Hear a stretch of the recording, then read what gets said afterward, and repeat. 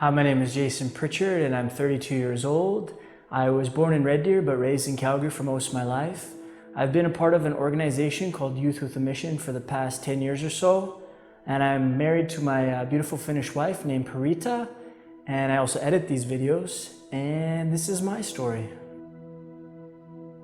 So I was about 2 years old when my parents divorced, and for a short time period, it was just my twin brother, Justin, and I and my mom.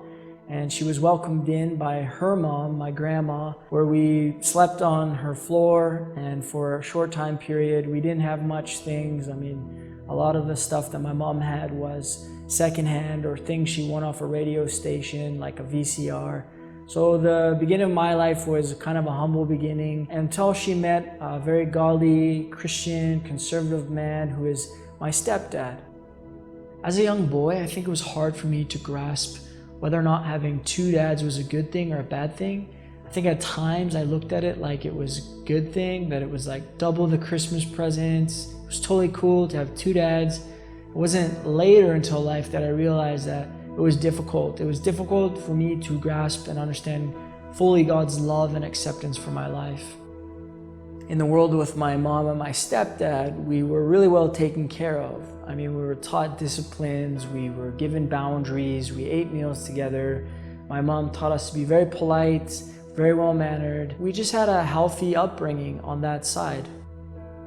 And on the other hand, the world with my biological dad was a lot different. I mean, we could do whatever we wanted, really, and we didn't have any boundaries or disciplines. And the only rule I can remember is just not being able to drink Coke for some reason. You know, this world kind of tapped more into the more rebellious side of me. So looking back, I think that my experiences with my biological dad really did affect my view of who God is. And I had trouble viewing him as protective or consistent.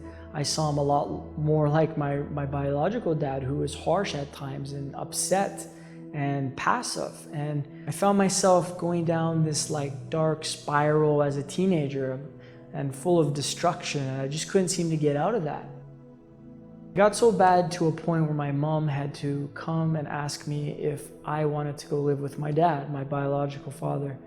And I remember thinking that this would be the end of everything I have learned that was good from my mom and my stepdad, and I would have to give it all up and it would ruin me. And so I refused this. And I felt God tell me that, Jason, you know, my son, you're not even good at being bad. Zooming forward, it was the fourth 𝐄𝐢𝐥𝐦 school where I felt that things really started to change for me. I, at the time, felt like my head was just buried underwater. And I came to some point in the school where I was reading the Bible, and I realized that, you know, I think I manipulate God. I think I use God to benefit my life. And I'm not seeking Him out of a relationship, but I'm seeking what I can get out of it. And I also realized that's what I've been doing with people all these years. I remember talking to the founder of the school, and I asked him some random theological question, and he kindly said, you know what, Christianity, it's actually about a relationship. He kept it very simple. He said it's about a relationship with God. I had just missed the whole point. And it was around this time that my biological dad was actually passing away of cancer. And this was a pretty big deal for my family. It was miraculous because God had used my mom, who is his ex-wife, and myself to help lead him to Christ. And for the next few months, I had just been sitting beside his bedside, in and out of the hospital, and discipling him. One day, me and my friend had it on our hearts to call my dad, and we just wanted to let him know that he was forgiven. Again, it just kind of came out of the blue. And I said, no, Dad, do you know that you're forgiven? He just said, yes, Jason, I know I'm forgiven. It was ironic because the next day he actually passed away and went to be with the Lord.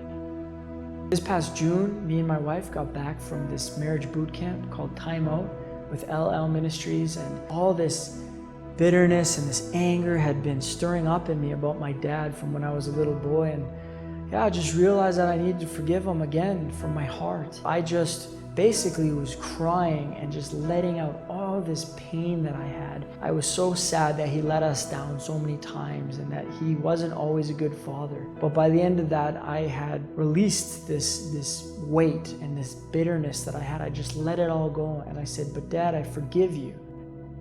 I just want to encourage you, if there's anyone that is maybe hurt you in your life, and that maybe you could pray that God just brings these people to your mind, or these circumstances that you feel let down, and that you could release them from your heart.